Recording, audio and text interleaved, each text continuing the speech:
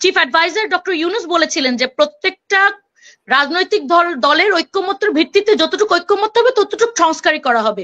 তো অতটুকুরই যদি একটা রোড ম্যাপ দেন তাহলে কিন্তু প্রত্যেকটা কর্নার যারা যারা স্টেক হোল্ডার আছে তাদের কিন্তু একটা স্বস্তি ফিরে আসে যে না এটাই হলো রোড ম্যাপ এবং এভাবেই আগাবে। তদন্তকারী সহায়তা দেওয়া হয় নাই, রিসোর্সেস দেওয়া হয় নাই, এখন দেওয়ার কারণে তারা কিছুটা এগিয়ে যেতে পেরেছে। বাট আমরা তাও বলবো আমাদের প্রত্যাশার তুলনায় কিছুটা কম। আরো একটু যদি বেটার ভিজিবল রেজাল্ট আমরা দেখতে পারতাম তাহলে হয়তো আমরা আরো কিছুটা আশ্বস্ত হতাম। আমাদেরকে মনে রাখতে হবে যে সংস্কার, বিচার এবং নির্বাচন কোনোটাই কিন্তু কোনোটার অপোনেন্ট না, এটা একসাথে প্যারালালি চলতে পারে। নির্বাচনের জন্য প্রস্তুতিটাও চলতে পারে এবং সংস্কার এবং বিচারও চলতে পারে।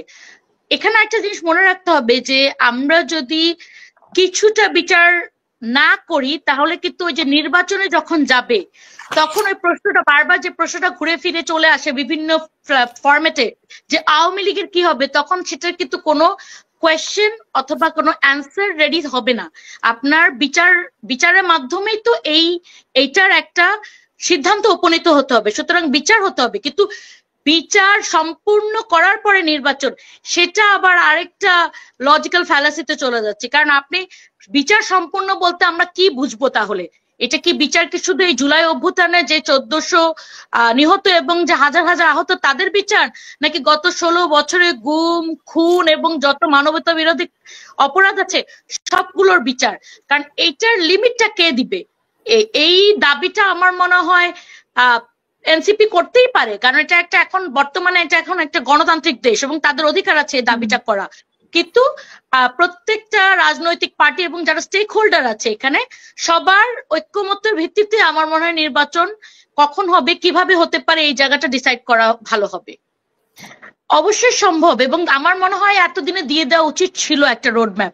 কারণ আমরা যদি জুলাইয়ের যে অভ্যুত্থান হয়েছে তখন মানুষের যে স্পন্দন এবং দাবি দেওয়া যে ওয়াল রাইটিং গুলা ছিল ওগুলা যদি আমরা দেখি, ওখানে কিন্তু কোনো দাবি ছিল না যে নির্বাচন চাই। দাবি ছিল বাংলাদেশ 2.0 চাই, বিচার চাই, খুনি হাসিনার ফাঁসি চাই, অথবা এরকম বিভিন্ন দাবি দেওয়া ছিল। সুতরাং আমার মনে হয় আপনারা যদি একটা বিচারে যতটুকু গভর্নমেন্ট যতটুকু মনে করছে করতে পারবে সে ততটুকু, এবং যতটুকু সংস্কার সবাই ঐক্যমত্য হবে, যেটা ঐক্যমত্য কমিশনের উদ্বোধনের দিন আমাদের চিফ অ্যাডভাইজার ডক্টর ইউনূস বলেছিলেন যে প্রত্যেকটা রাজনৈতিক দলের ঐক্যমত্যের ভিত্তিতে যতটুকু ঐক্যমত্য হবে ততটুকু সংস্কারই করা হবে। তো অতটুকুরই যদি একটা রোড ম্যাপ দেন তাহলে কিন্তু প্রত্যেকটা কর্নার যারা যারা স্টেক হোল্ডার আছে তাদের কিন্তু একটা স্বস্তি ফিরে আসে যে না এটাই হলো রোড ম্যাপ এবং এভাবেই আগাবে, এবং কিছুটা অ্যান্সারেবিলিটিও থাকে। কারণ এখন কিন্তু যেভাবে চলছে কোনো তো অ্যান্সারেবিলিটি নাই। আপনি যেটা ল অ্যান্ড অর্ডার, এটা তো সত্যি কথা, ল অ্যান্ড অর্ডার সিচুয়েশন এখন যেরকম, সেই অবস্থায় যদি আপনি এখন নির্বাচন দেন এটা কখনোই ফ্রি, ফেয়ার এবং ক্রেডিবল ইলেকশন হতে পারবে না। ভায়োলেন্স যেভাবে ছড়িয়ে পড়বে এটাকে কিভাবে কন্টেইন করবেন এই ল অ্যান্ড অর্ডার সিচুয়েশনে? সুতরাং রোড ম্যাপ দেয়া এবং ল অ্যান্ড অর্ডার সিচুয়েশনটাকে একটা কন্ট্রোলের মধ্যে আনাটাই হবে ফার্স্ট কাজ। আপনি তো একজন আইনজীবী, বিচার ব্যবস্থার এইরকম কেন? কেন সরকার কন্ট্রোল করতে পারলো না? এই 7 মাস তো অনেকটা সময়ে গিয়েছে। মোটামুটি বিচার ব্যবস্থার উন্নতি কি আপনি দেখতে পাচ্ছেন কিনা আপনার জায়গা থেকে?